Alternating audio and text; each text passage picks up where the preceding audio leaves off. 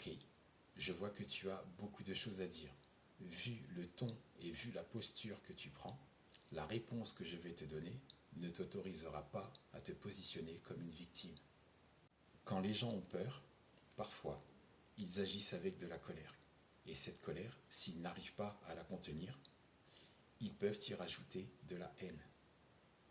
Cette haine affecte leur manière de traiter les gens. Leur motivation, parfois, frôle le vide absolu, le néant, comme ton compte.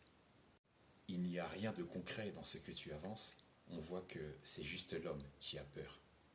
Si tu manifestes de la haine pour quelqu'un, est-ce que tu penses vraiment que tu l'atteins? Est-ce que tu penses vraiment que ça le touche? Critiquer mon contenu, pourquoi pas? Je n'ai aucun problème avec ça. Mais me viser personnellement, ça veut dire que tu as beaucoup de temps, beaucoup d'énergie à perdre. D'où vient cette haine que tu as pour ton prochain? Est-ce que tu penses vraiment que cette haine puisse vraiment l'atteindre? Mais en réalité, elle t'atteint toi-même. Elle te bouffe de l'intérieur. Et quand on en est rongé autant, on n'a plus aucun recul sur soi-même. On ne se voit plus soi-même et on peut devenir con.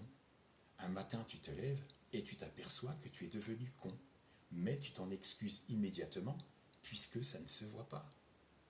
Et ensuite, ça te fait écrire des choses idiotes et étranges qui n'ont aucun sens et qui ne font même pas avancer le débat. Car avant ce commentaire, j'ignorais totalement ton existence. Ta présence sur les réseaux ou dans la vie actuelle m'était totalement inconnue.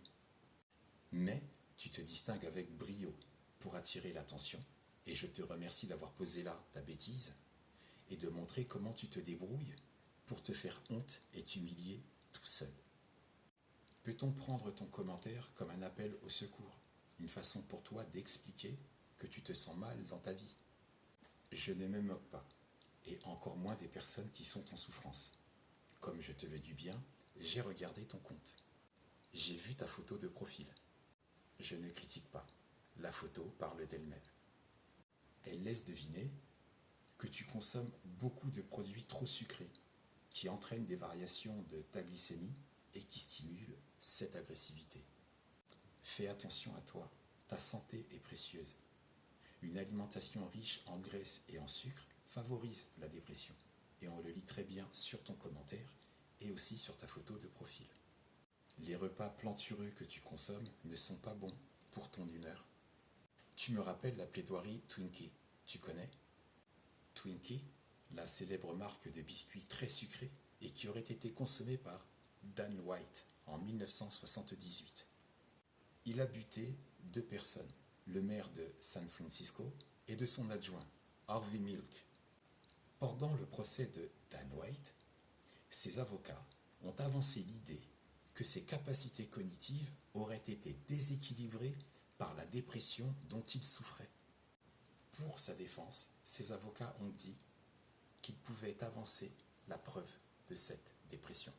Ils ont dit que Dan White avait consommé une alimentation très riche en sucre, et notamment les biscuits Twinkie, juste avant d'avoir buté ces 2 personnes. L'invocation des aliments sucrés ont permis à l'accusé de profiter de la clémence des juges, comme si le sucre avait été une circonstance atténuante. Mais si toi, tu vivais là-bas, tu ferais autre chose que d'écrire ce type de commentaires et ta vie serait bien différente. Mais comme tu me parles de psychiatre, on peut deviner qu'il y a de la souffrance, que j'entends et que je respecte.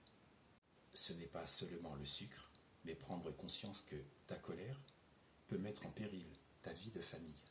Ça peut relever aussi d'une perturbation cognitive passagère. Il peut être bénéfique de t'orienter vers un thérapeute qui te fera travailler nécessairement à partir de tes émotions. Comme le travail sur des schémas parentaux ou des traumatismes liés à tonton Michel qui était très proche de toi, voire très affectueux, sont peut-être des pistes à explorer. Mais si besoin, je peux te mettre en relation avec un professionnel de l'accompagnement qui commencera un travail avec toi qui te sera pleinement profitable. Je te souhaite sincèrement de te retrouver. et de regagner le goût d'être en lien véritable avec tous ceux qui t'entourent et tous ceux qui t'aiment sincèrement. Passe le bonjour et mes salutations à tonton Michel et que la paix soit avec toi.